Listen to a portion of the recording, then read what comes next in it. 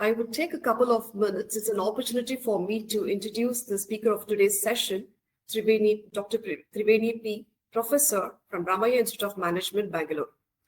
Ma'am also heads Bangalore Chamber of Industry and Commerce, Ramaiah Center for Excellence at MS Ramaiah Institute of Management.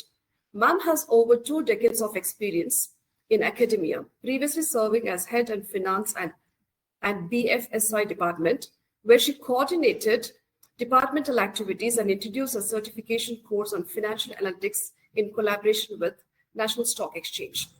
Before that, Ma'am had been a head of research, coordinating research projects and organizing workshops and conferences. Ma'am has an experience even in the corporate sector, having worked for various years there, and her extensive background in management education and research positions has led her a leading figure in nurturing academic excellence and skill development in her field. We are very happy to have you for this particular session, ma'am. Thank you, Ms. Bhagya. Thank you. It's in fact a very good initiative that's taken by CES, and it's been an honor for me to get collaborated with you and doing this series for the second consecutive year. It's really great. And this Navaratri series is really so knowledgeable. I have been learning a lot from this, and I'm sure all of us are learning from this session. Thanks for the opportunity. I'll be sharing my PPT just. So the topic that I have chosen today is management wisdom from Ramayana. Of course, everybody, the moment we hear Ramayana, we say, oh my God, it's a boring story with lot of crying, hue and cry all over. And one more thing some people think is, it's just the common story of a kidnap and how they fight over and they get back the lady back. That is what we think about when we look into Ramayana. Of late, from last 1 year, I have been reading Ramayana continuously every day, only because I got fascinated by this and I wanted to understand what exactly is there in Ramayana. When I started reading this, the lessons I could get from that and the way it got connected with me is something great. I also feel always that I'm always surrounded by all the characters in Ramayana, especially Rama is very close. He's getting close to my heart and I feel he's there with me always. The best thing when I started reading this is I started connecting it with our daily lives.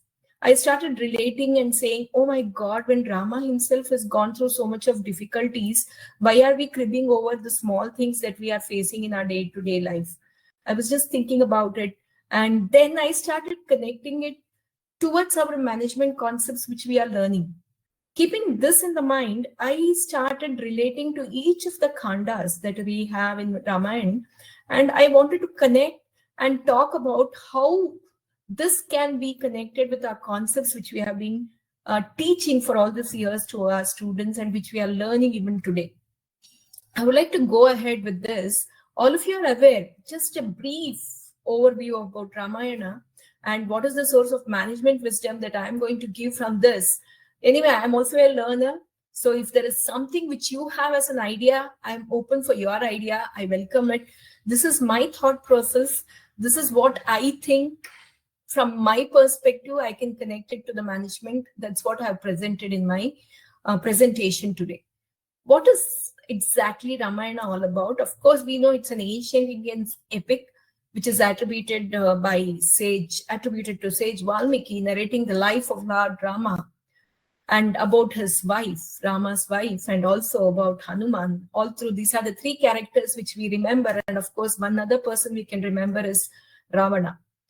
The epic actually tells us about the values of loyalty, honor, and sacrifice through various characters and their trials. And it follows exactly the Rama's journey to rescue Sita from the demon Ravana. I always connected with me when I read this story that I see there is one side of us where we are talking about something good, one side of us which is telling us something which is not giving us the right direction. So those 2 things I feel is Rama and Ravana within us. We have this Rama, Ravana within us. So how are we fighting over these 2 things is something which we have to look into. And this epic is a wonderful Adi Kavya which we have got from Valmiki. And Valmiki was motivated to write this by Narada. And we all know about how the first verse of Ramayana came in. That is when he was there, when Valmiki went to complete his evening oblations, and that is when he saw the Krauncha Pakshi, and he started saying the Krauncha Pakshi which was getting into Mithuna, and one of the hunter kills one of the bird. And that is when from his mouth he narrates one kavya, and that kavya chandas, we call it as chandas, is what the whole Valmiki's Ramayana is being narrated in. So I'm not getting into all other things. We'll get into what is there in the 7 khandas. Ramayana, when we say Ramayana has been divided into 7 khandas, the first khanda talks about Bala Khanda. This is where we see the birth of Rama, about his childhood and how he's getting trained, how he's growing, and when is he getting married. This is what we find in the Bala Khanda. In Ayodhya Khanda, which is the second book of Ramayana, we see the life of Rama initially in Ayodhya for a few days. And this is the place where I see there is a turning point in the whole Ramayana. Here comes the point where Rama is asked to go to the forest due to the promise that Dasharatha had made to his wife Kaikeyi. In the second slide now. Yeah, okay, this was the second slide. Yes, where I was talking about the source of management wisdom. That is about the story. Yes. Now we get into the next slide where I'm talking about Balakhanda, where I was talking about the birth of Rama and the lessons that he gets, the training he gets from Vishwamitra. And this is the place where this is the book in which we also see Rama getting married to Sita. This Kanda sets the stage for Rama's heroic journey. In fact, we will know about what I have done in my presentation is I have selected few scenarios from each Kanda and I've tried to connect it with our management concepts. Let's look at it. Here, I'm just introducing you to all the Kandas. Now getting into the next Kanda where we talk about Ayodhya Kanda. In this Ayodhya Kanda, we are looking into the royal life that was led by Rama in Ayodhya. From that royal life, all of a sudden he was asked to go to a forest, and that too on a day when he was supposed to be coronated as the king of Ayodhya. And you can imagine what would be, though he was the Sakshat Paramatma, but he had taken a human life. And imagine if the same scenario runs through us, what will be our mental agony that we'll be facing. So here we are talking about Rama's adherence to Dharma, and he wants to keep up his promise, and he is ready to go to the forest in spite of the fact that he was supposed to get coronated on the day on which he was asked to go to forest. Let's get into the next part, that is the Aranya Khanda. Here we look into the Rama's journey in the forest, how Rama, when he decided to go to forest, he didn't go alone because his wife Sita said she can't leave without Rama, and she accompanied him. And Rama is always very close to Lakshmana, who is his brother. And we all know Rama, wherever Rama is, Lakshmana is always there. So Rama was not allowed to go alone. Rama was not permitted by Lakshmana, and Lakshmana insisted that he will follow him, and Rama allowed it. And this is something where we look into Aranya Khanda, we look at the journey of Rama, Lakshmana, Sita in the various forests, including the Dandakaranya, the place where today we are all living, which is now a place where we can live happily. That's because of Dandakaranya being protected by Rama. Rama came in, and all this place was captured by various Rakshasas. Rama killed all the Rakshasas, and he made this place livable by all of us. That's why we are able to live in this Dandakaranya today. Suppose you walk into a temple and you are doing Archana, they will, or if you are doing any puja, when they do Sankalpa, they will say Dandakaranye, Bharatavarshe, all these things tells us where we are. Okay. Let's look at the next Khanda. Next Khanda is talking about Kishkinda Khanda. In this Khanda, we look at, in the previous Khanda, sorry, I'm just saying you that the abduction of Sita happens in Aranya Khanda. Going ahead, now the main task for Rama and Lakshmana was to find Sita and to get back Sita. At this point of time, what Rama is doing is he looks into some good allies with whom he could connect and get the task eased out with their help. That is what he's doing in Kishkinda Khanda, and that is where he gets along with Sugriva. One lesson that we have to learn is a monkey is after all a vanara. It's an animal, and he never looked down at them because he found some strength in them and he believed this vanaras are going to help him. So this is something that I'll be showing you ahead further. Looking into the next Khanda, which is the beautiful Khanda in Ramayana. And this Khanda, though it happened only over a night, it gives us a lot of lessons. That is Sundara Khanda. Actually, they say during Navaratri, we also will have to look into Sundara Khanda and chant Sundara Khanda shlokas. It gives very good power and energy to the whole house, and it gives very good vibes in the house, is what they say. And Sundara Khanda is the journey about Hanuman.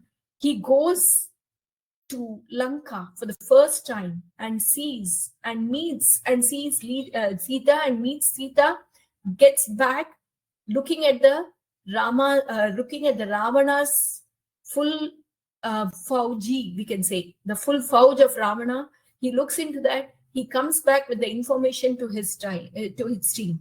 He finds out what is the team size of Ravana, what are the weapons that Ravana had, how big was Ravana's kingdom, all these things he evaluates and comes back. This Khanda is one of the beautiful Khanda, and it is very close to my heart as well. Next is the Yuddha Khanda, where we see the Dharma and Adharma Yuddha happening. That is between Rama and Ravana. And as the saying goes, the Dharma wins, and we see Ravana being killed. This is one of the best story that I feel all of us should look into.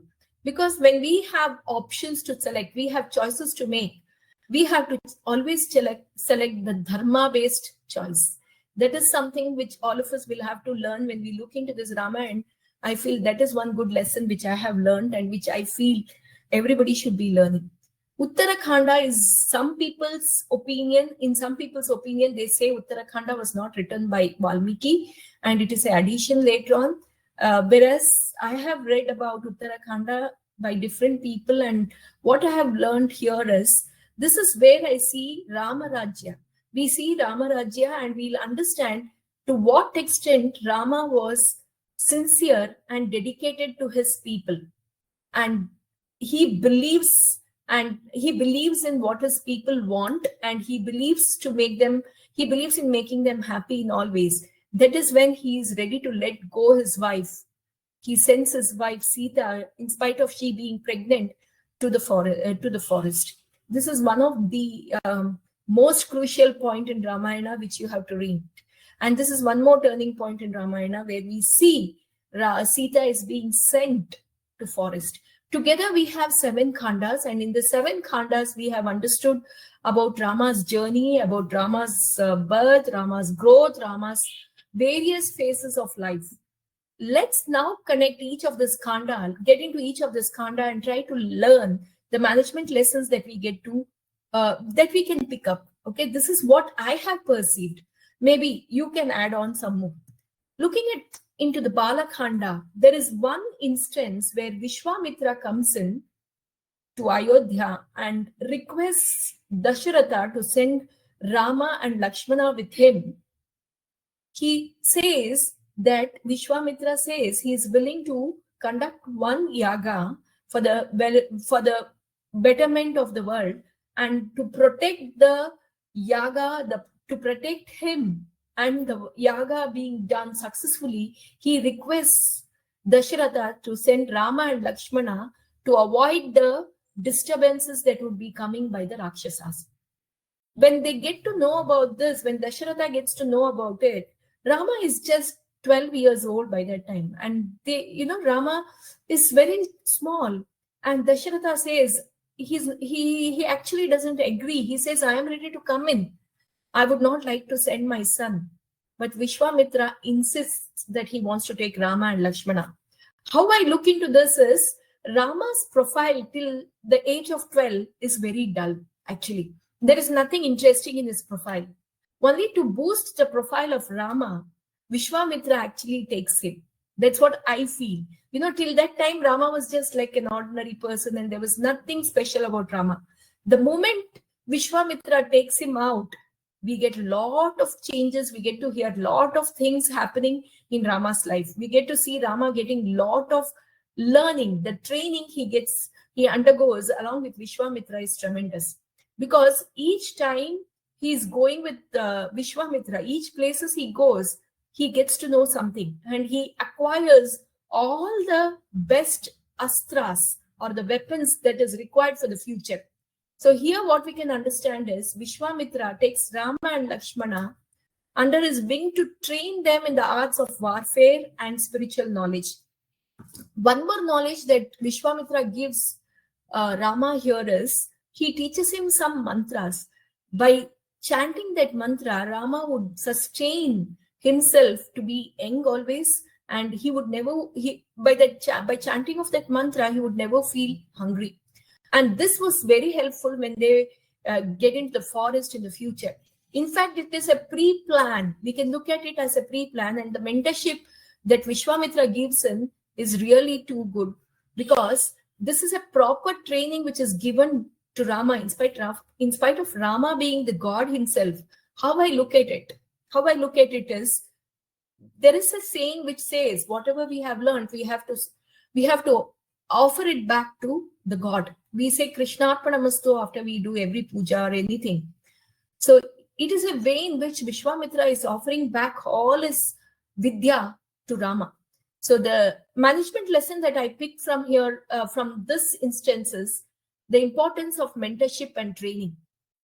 Whenever we are looking into any activity, we need a good mentor, we need a good trainer, and this training and mentoring that we undergo helps us to be focused in our work. Just giving an example of Ratan Tata of Tata Group, he has emphasized the importance of mentorship in shaping future leaders. He has actively mentored young entrepreneurs and also supported the educational initiatives. We all see so many institutes coming up by Tata Group, which is ensuring the next generation is well equipped to tackle all the challenges in the business world. This is the lesson that I've picked up from this scenario. The next scenario that I would look into is the Swayamvara of Sita, the choosing of Sita's husband. Here, what I would like to call upon, or what I would like to highlight as a management lesson, is setting clear challenges and standards. Any organization, any company, when they are working on, they have to set some high standards, and they also have to set some challenges. Without challenges, we will not be able to achieve anything in our life. In Balakhanda, when Rama and Lakshmana accompanies Vishwamitra, and Vishwamitra successfully completes his yaga, Vishwamitra decides to take Rama and Lakshmana to Mithila, where Janaka would have organized a Swayamvara of Sita. We all know about this story.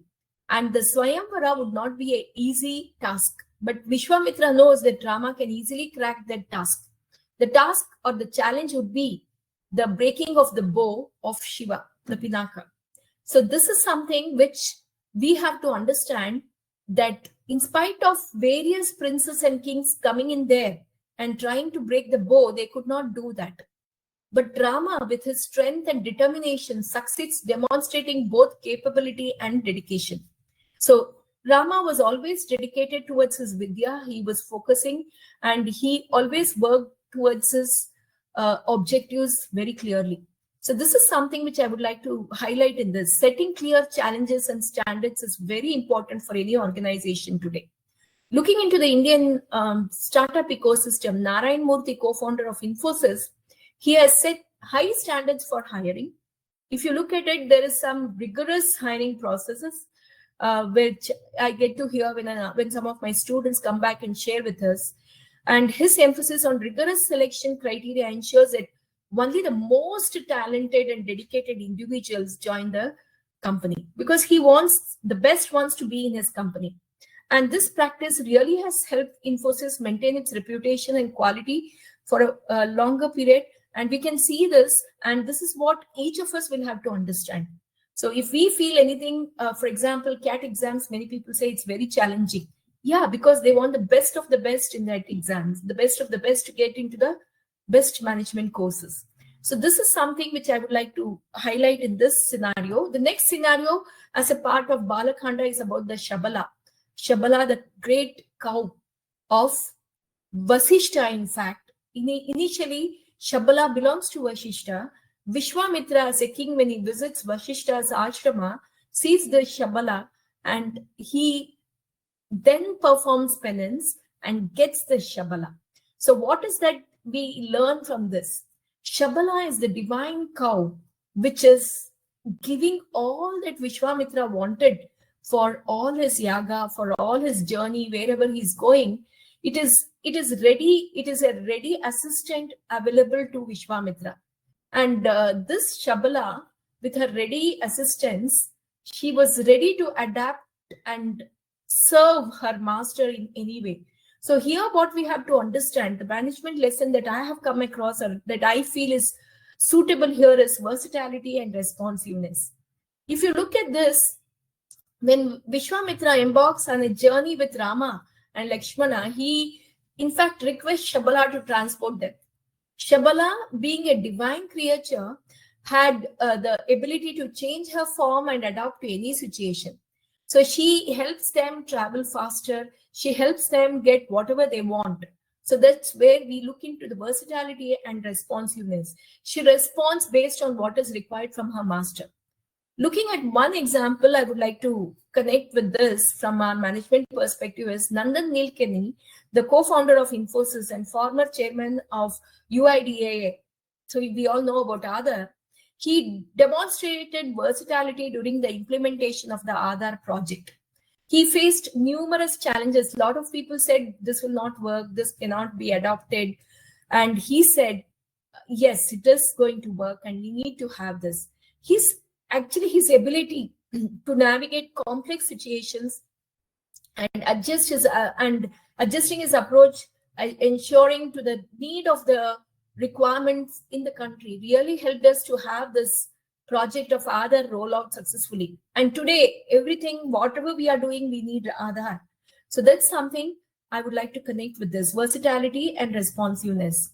Another khanda that we are moving into, from Balakhanda, I am now moving into Ayodhya Khanda. Ayodhya Khanda is the khanda where we look into the life of people in Ayodhya. Okay, this scenario which I am narrating today is a very important turning point in Ramayana. Kaikeyi's demand and Dasharatha's dilemma. We all know. Even now, some of them who don't know whole of Ramayana, they always curse Kaikeyi. Okay, because they say Kaikeyi is the one who is asking for her. She is so greedy. She wants her son to be coronated as a king. But in this scenario, Kaikeyi actually demands King Dasharatha to fulfill two boons which actually Dasharatha would have granted her some years before. And this boon, what she asks, will be a heartbreak for Dasharatha. Dasharatha will find it very difficult. And here, the management lesson that I want to look into is the importance of clear communication and the dangers of making open-ended promises. We make promises. That's why people say when you're happy, don't commit anything. Don't commit anything when you're very happy, because we tend to make a lot of commitments when we are happy. You should make any commitment only when you're in a sound frame of mind. So in this scenario, what I see is clear communication. If Dasharatha would have said very clearly what is it that he would be offering to her, then I think this kind of scenario and this twist in Ramayana would not be there. One example that I'm connecting here is Tata Mistry dispute. That is the conflict between the Tata son and the Cyrus Mistry, which we have been hearing for quite some years. You know, after the hearing, we got the final move. And we know in 2016, Cyrus Mistry was abruptly removed as the chairman of Tata Sons, which actually led for a legal battle. And this dispute partly stemmed from differing interpretations of Mistress' role and authority. This case underscores the importance of clear communication and well-defined terms in leadership positions. Suppose before they appointed Cyrus Mistry as the chairman, if they would have communicated all the norms and given some conditions clearly, then this conflict would not be there in the Indian corporations that we have been witnessing, or we witnessed and we learned from this. This is what is important for us. Next, in the Ayodhya Khanda, what I would like to say is Rama, how he chooses, what actually he chooses. Rama's choice to respect his father's wish. Rama is considered as a Dharma Purusha. You know, Rama is always known for he's a Purushottama. Purushottama means one person who is having absolutely no flaws in him. When King Dasharatha decides to exile Rama to uphold his promise given to Queen Kaikeyi, Rama, will not have any change in his expression. In fact, Dasharatha doesn't communicate it to Rama directly. Kaikeyi communicates it to Rama. And Rama will have the same facial expression even when Kaikeyi communicates him all the requirements of Dasharatha, all that she actually wants. And he says, I am ready to follow my father's promise. The lesson that I would like to highlight here is we have to respect our organizational hierarchy and decisions. Whatever is the decision that is taken by the senior-most person in the company should be accepted by all of us. Okay, we should not go against and say, I'm not going to do this, because the organizational hierarchy is made based on certain choices. Is made based on so many rigorous tests. So let's respect the organizational hierarchy and the decisions. Let's look at one scenario. The Indian example that I would like to quote here is about Sundar Pichai. The CEO of Google is known for his respectful approach to leadership. He emphasizes the importance of aligning with company values and decisions. This is when, while encouraging open communication, he says his ability to accept tough decisions showcases the loyalty to the organization and promotes a culture of mutual respect. This is something very important, which I found in Sundar Pichai. He says, come what may, my company values and decisions are very important. There are various conversations which I have also seen. I found this was a suitable connect that I could give for this particular management lesson. One other thing that we could look at is in the Ayodhya Khanda itself, Bharata's refusal to accept the throne. We all know Kaikeyi wanted her son to be coronated as the king because she wanted to feel the happiness or the pleasure of being the Raja's mother. But when Bharata, when all this scenario happens, would not be in Ayodhya. He would have been in KK Rajya. Okay. And that is his grandfather's place. And Bharata is called from that place to come because Dasharatha would have passed away. And when Bharata comes back, he gets to know about Rama's exile. And he also gets to know about his mother's request that was made. And he literally disowns his mother at that point of time. He says, Ma, you are no more my mother. I don't want to call you as my mother. Here, what I would see is Rama, Bharata, Lakshmana, Shatrughna had a very good bonding. Bharata, in fact, he could have been proud and he could have been happy saying that he's going to be the king. But Bharata says, no, ethically, I am not the person who has to be the leader here. It is my elder brother. So what lesson I thought we can learn from this is ethical leadership and staying true to the organizational values. He says, let me follow the protocols. The protocol says the elder son has to be coronated as the king. And I am not the elder son. I am not the person who has to get into this throne. And he doesn't agree for it. This is something which I feel is very important in this. I have been connecting with Infosys in many ways because many of these examples that I've been trying to quote, I found relevant for various management lessons that I have taken. Narayan Murthy's return to Infosys in 2013 very clearly shows why he wanted to come back, because he knew his company had a problem. It was facing challenge. And when he had to set right his company, he had to come back again as a CEO. So this action mirrors Bharata's commitment to what he believed was right for the kingdom. Because Bharata believes that Rama would be the best king, and he would not be the king who would be ruling the country anymore. He says, I will do that only based on the guidance given by Rama. So this is what we say in this lesson. We have to understand that ethical leadership is very important, and staying true to the organizational value is equally important. That's what we see in Narayan Murthy. He wanted his organizational values to be in place. That's why he comes back again and takes charge. Now, getting into the other part, in the Ayodhya, as a part of the Ayodhya Khanda itself, the citizens of Ayodhya, they never agree. They get disturbed when they get to hear about Rama's exile. You know, the citizens deeply are saddened, and they feel lot of loss in themselves, and all of them they feel they all should be accompanying Rama. They show their emotional investment in his leadership. They all would be expecting Rama. They wanted to see Rama as a king.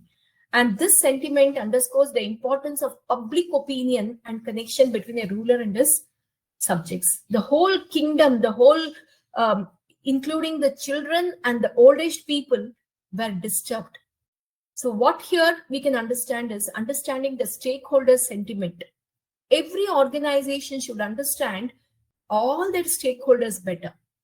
Why? Because you are serving them. And when you are serving them, you have to know whether you are meeting the requirements of the stakeholders. So this is an important lesson I feel that all organizations should also look into. Leaders should be attuned to the sentiments of their employees or stakeholders. So any leader of any organization, they should know what their employees are expecting, what their stakeholders are expecting. And they have to keep seeking the feedback, understanding the concerns, and strengthen the relationship between the employees and all their stakeholders, because this ultimately leads to more cohesive organizational culture is what I connect with this. Okay. The next khanda that I'm talking about is Aranya Khanda. We have learned about Bala Khanda. We have learned about Ayodhya Khanda. The next khanda I'm getting into is Aranya Khanda. In the Aranya Khanda, here, in fact, this picture is wrongly put up here. Please don't look into this, because this is the earlier picture. So when we look into the Aranya Khanda, this is where Rama, Lakshmana are actually on their real motto of the life birth taken by Rama. Rama would have taken his avatar only because he had to kill over a lot of demons. And this is what happens. This is where the actual journey of Rama to the forest is to fulfill all his avatara's requirements. Okay, he had to give moksha to Ahalya, give relief to Ahalya, give moksha to Shabari. All these things happens at this point of time. Jatayu gets moksha. We have various demons whom I'll be referring to in next few slides. And here what I would like to see, the encounter with the rishis. Many of the time when Rama and Lakshmana were visiting, Rama, Lakshmana, Sita, when they were visiting the various forests, the rishis come and seek shelter, and they say they request Rama to protect them from the demons. And this is the main motive with which Rama would have entered the forest. And the importance, and here what we can see is, with all these requirements of the rishis being fulfilled by Rama, he is developing very good connect with all these rishis. Not only getting connected, he's also learning, he gets to learn a lot of lessons over here. And this is what I would like to connect with as networking and relationship building. So Rama builds a very good relationship with all the people in the forest. And he networks very well with all of them, including the animals, including Jatayu, the Pakshi. He connects with them, including all the monkeys we see. He gets connected with them, including the squirrel about whom we hear when the bridge is being constructed. So this is something which I like to connect with as importance of networking and relationship building.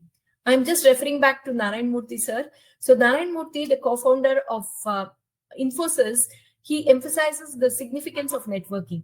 Throughout his career, he has maintained strong relationship with fellow entrepreneurs. He is always very good with all his fellow entrepreneurs, various industry leaders, and his mentors.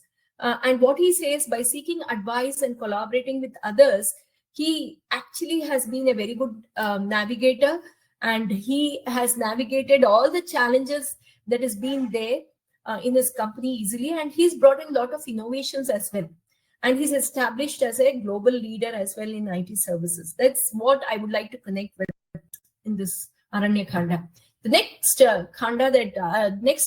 scenario that I'm going to connect with is the encounter with the demoness Surpanaka. This is something very important. One more turning point in Ramayana. So Aranya Khanda actually approaches Rama and proposes to him.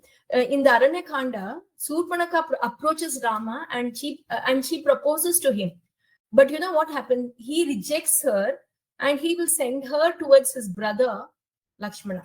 And when she goes to Lakshmana, Lakshmana also rejects her. And that is when Surpanaka feels humiliated and she wants to take revenge against these people because they were not willing to accept her proposal. That's when she moves towards Sita. Looking her move towards Sita, Lakshmana cuts off her nose and ears. What lesson I would like to connect here is about handling rejection gracefully. What if Surpanaka would have accepted the rejection gracefully? Would the Ramayana be happening? No, isn't it? So here again, to connect, I would like to say one important thing. Every organization will have lot of rejections, lot of counteracts which happens. But how does the organization take it? Or how each individual would look into all these rejections? This is also something which I connect with individual life lessons as well. So whenever we look into some scenarios, some places when we are proposing something, we get a lot of rejections. So rejections will come, especially when Narayan Murthy was about to start Infosys, there was a serious rejection saying that this will not click, this would not help, this would not be successful. All those blah, blah things was there for him. He was discouraged totally. But he never, ever got into the rejection. He stuck to his objective, his goal, and he went on. This is how we could see one Infosys being developed. This is one more scenario in Aranya Khanda. Going ahead, there is a reception of what is it that I would like to tell about this, or the I would like us to about dangers of deception and the manipulation. What happens when we are trying to deceive or bring in some information in our accounts? So finance professor, I would like to bring this. We have a major reference point here that is about Satyam Computers. When Ramalinga Raju do window to his financial, we know what happened to Satyam Computers, which was really doing great. This is what I would like all of us to learn. In Aranya Khanda, when Rama disguises himself and comes to Sita believes him. And we also have another reference point, the Maricha. When Maricha comes in as a golden deer, she gets so fascinated. In fact, Lakshmana even warns her, says her, it looks like it's a, but she doesn't get convinced. She says, I need that deer, please get it.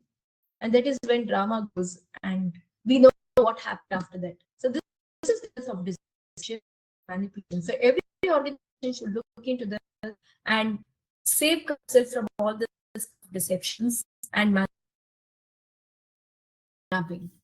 When Rama gets to know that Sita is kidnapped, and Rama, in fact, at the very first moment, he almost collapses. He almost faints.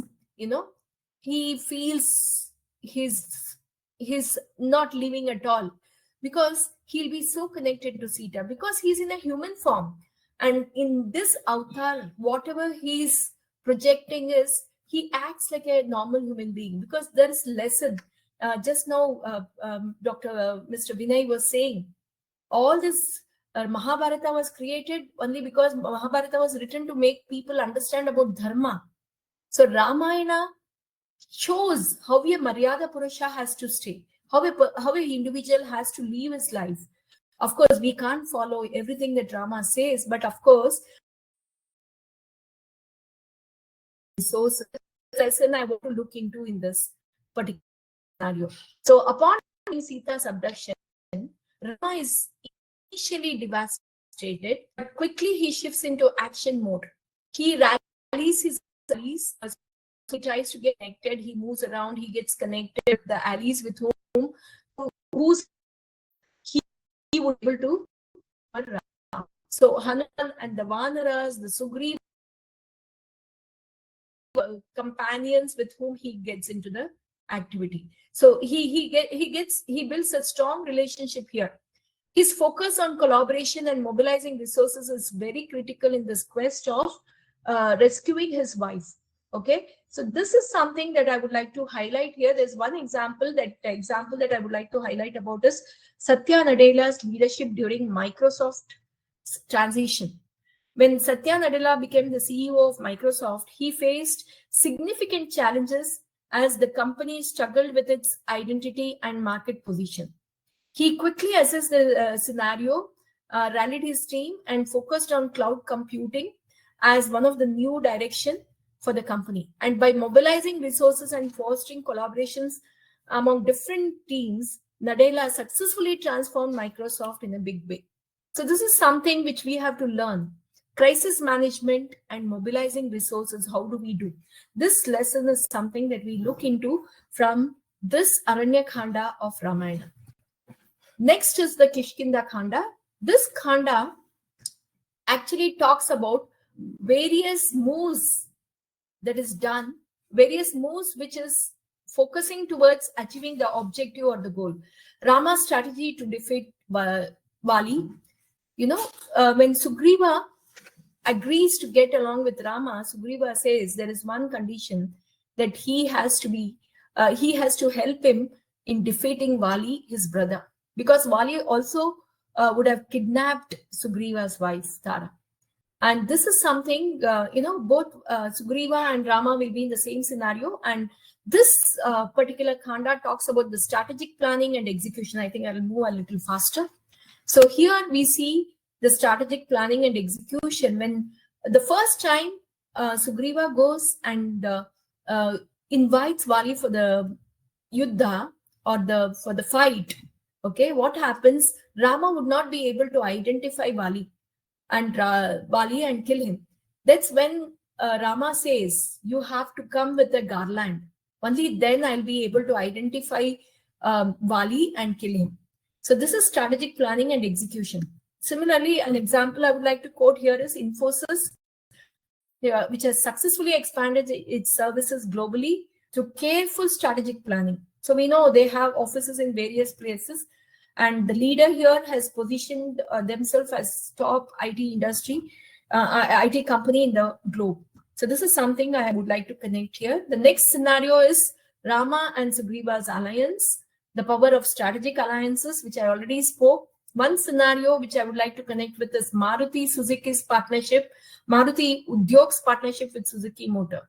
The alliance between these two was a very good strategic alliance, which was made by our industrialist. This partnership, this collaboration allowed Maruti to leverage Suzuki's technology and expertise in manufacturing. That's why whenever we are traveling on the road, we see so many Maruti cars, because Maruti cars has become user-friendly and it is easily accessible by all of them, in the sense affordable by all of them. That's why we see this. And Maruti has now become the Indian leader in automotive industry. Let's get into the next scenario. As a part of Kishkinda Khanda, Hanuman's role as a communicator. Here I would like to talk about, actually this scenario comes in Sundara Khanda, but here Rama communicates to Hanuman about what message has to be given to Sita if Hanuman meets Sita. And Rama would be so convinced, he would be so convinced that Hanuman would definitely meet Sita. And he says, you are the best communicator, and you have to communicate all this to my wife when you meet her. And he narrates about some past incidences which will remind Sita about Rama and Sita's life in the forest.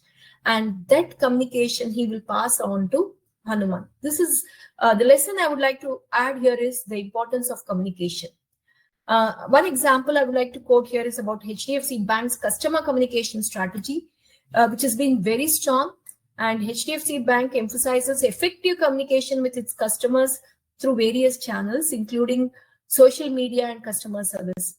So this has been a very good move of HDFC. And now we look at Wali's, why Wali was to be distracted in such a manner.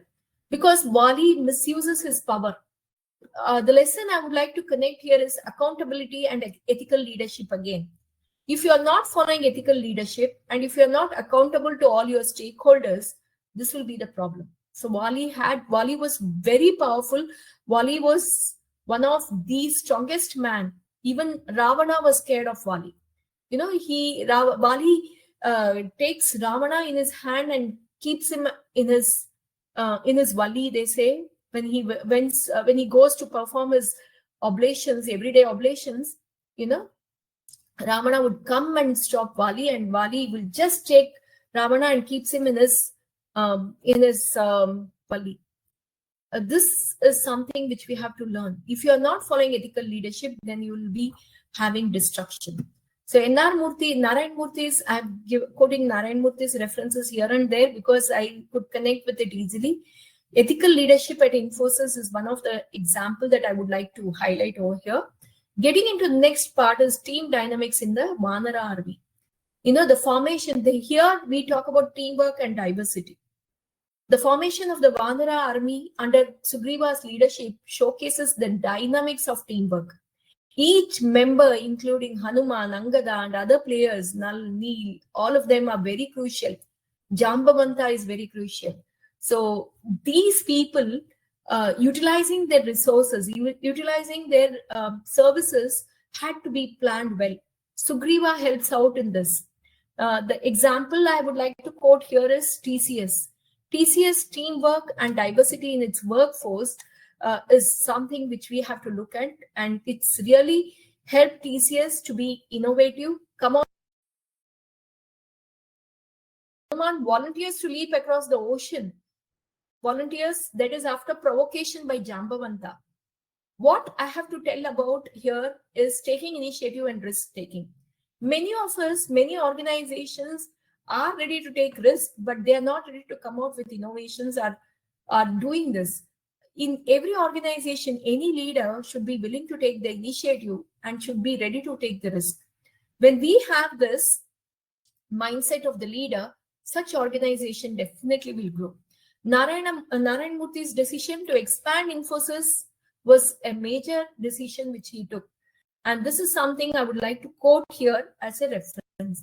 Another thing, Hanuman's communication with Sita. See, this communication that we have to refer here is Hanuman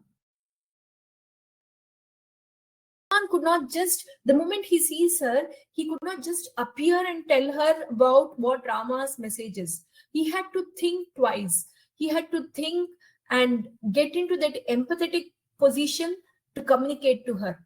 So what Hanuman does is he narrates the story of Rama in a song form and tries to bring Sita's or drag Sita's attention into that empathetical movement, and then he talks to her.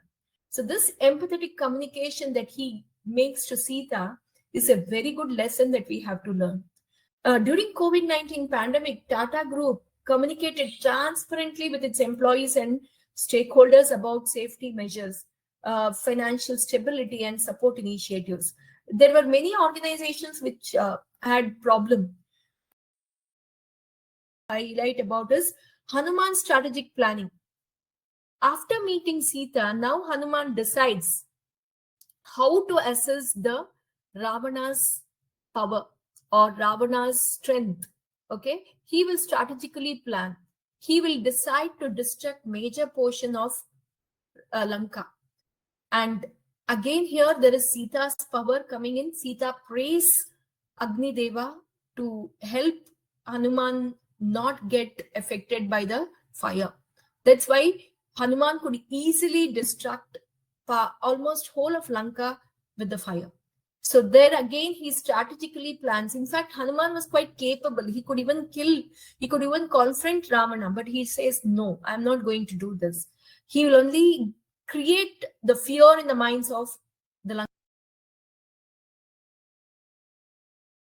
market conditions and customer needs. I'm sure I'm just quoting one bank here as example. Many banks also do this, but we have to look into it because fintech has come in and every company, every bankers, every other company plans to come out with innovative approaches based on the market condition. So this is where we talk about strategic planning and assessment. So Hanuman assesses Ravana's kingdom and comes back, Ravana's power, strength, and comes back and helps his team to plan for the warfare. Now, looking into the Sundarkanda, the importance of loyalty and commitment, one more major lesson is Hanuman's unwavering loyalty to Rama. So building a culture of loyalty is very important in any organization because a lot of distractions would be there, a lot of unethical moves could become a part of our life. Strong culture to its employee engagement, initiatives such as wellness programs, flexible work arrangements, and opportunities for professional developments. This commitment to employees' well-being fosters loyalty and increases productivity in the company. Another thing that I would get into is the Yuddha Khanda, almost coming to the end. Rama's strategic war planning. What happens here? The strategic planning and preparation.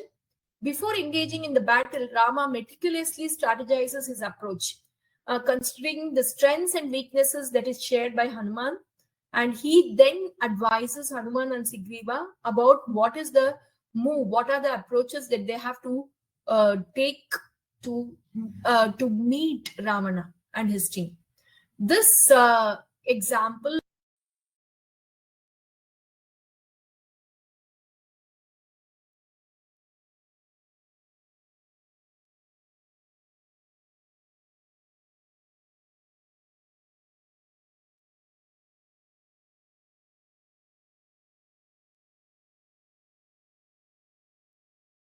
scenario, we have to look at collaboration and unity among allies. The power of collaboration. I have actually repeated this.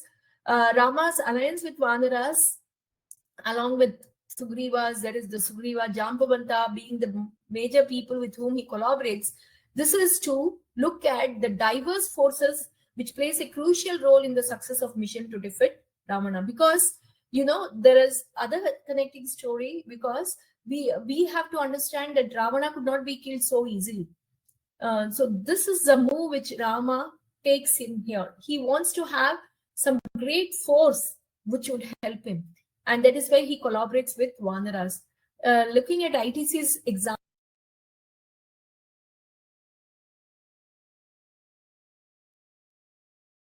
to support clients, their ability to pivot and provide digital services showcase the importance of adaptability in challenging times. What we have to understand here is Rama and his, I'm just repeating what I was talking about. The lesson I am highlighting about in this particular scenario is organizations must be flexible and adaptable to changing circumstances. Embracing innovation can lead to effective solutions and competitive advantages. We see that throughout Rama and Ravana's warfare, there were various scenarios which Rama's team had to face, which they had never even thought about. They face unforeseen challenges, including powerful enemies like Kumbhakarna and Indrajit. They adapt their tactics and employed innovative strategies for each of these Rakshasas or flexible, and they should be ready to adapt themselves to the changing circumstances. They have to embrace innovation and they have to bring in some new solutions to beat the top in the market. Okay, let's get into the next part, the Uttarakhanda, the final chapter or the final book of Ramayana. This is talking about crisis management and Sita's triumph. The lesson that I would like to talk about here is trust and credibility in leadership. Rama just hears one of his from his messenger about the opinion shared by one of his countrymen. Okay, he hears that the countryman is not happy about Rama accepting Sita in spite of she walking through the Agni.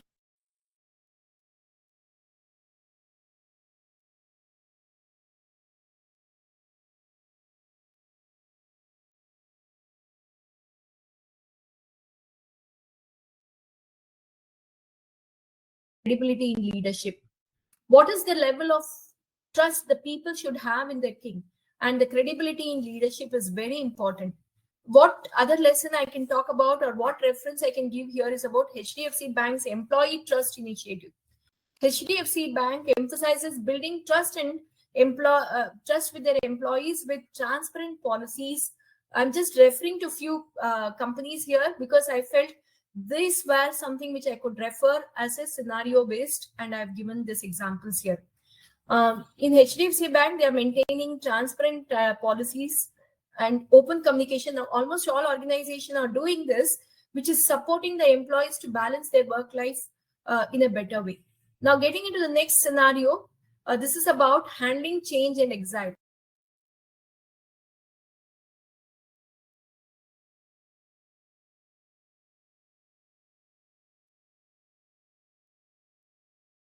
Rama's Agnya. So I have left you here. And now Sita had to face a change in her life, and she has to project resilience, and she had to face the change. In spite of the fact that she was pregnant, she was sent to the forest. So this is something which we have to understand. Every organization should be ready for the change. It should be ready to face the change, and it should be resilient enough to face all the challenges that comes in. Looking at one example, Wipro's response to market changes. Wipro has shown resilience during market fluctuations by diversifying its service offerings and embracing digital transformation. Even in education sector, we have seen a lot of changes coming in, lot of with ChatGPT coming in. We have to also change and be ready for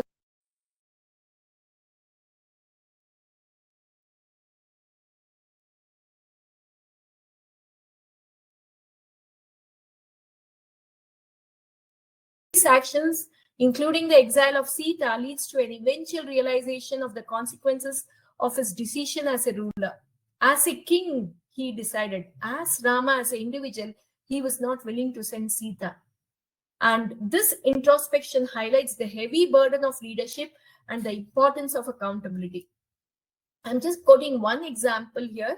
Air India's management overhaul that happened following years of losses and mismanagement. Air India's leadership underwent a restructuring process aimed at accountability and performance improvement. And the new management implemented measures to address past mistakes and improve operations, reflecting a commitment to accountability.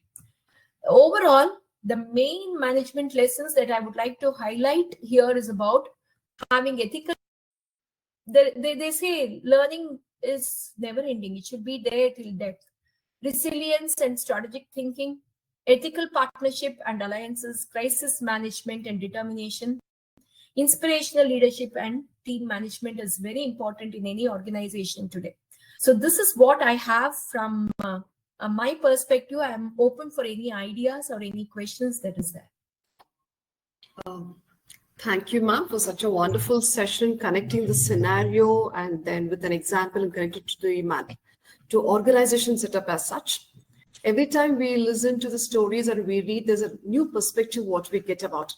It's a timeless lesson, so that inspires us, and it was a wonderful session. Thank you so much, ma'am. Thank you. There are a lot of questions. We'll take a few questions.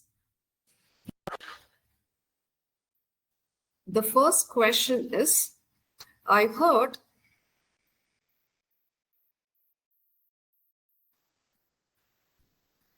I think madam has lost her connectivity. Wait. Yeah. The first question is, I heard there was a war between Vishwamitra as king and Vasishta as rishi. Vishwamitra gets defeated and gets to know the ultimate power is spirituality power. Exactly. Yeah. since we have moved away from spirituality, is the time to touch base with our spirituality. It is very important, of course. That's why we heard Mr. Vinay also talking about spiritual quotient. Now, every organization is not just looking at emotional quotient or intelligent quotient. They are also now looking into spiritual quotient, because that's very important. And one thing that I feel is, as a king, Vishwamitra realized that being a king also, it's not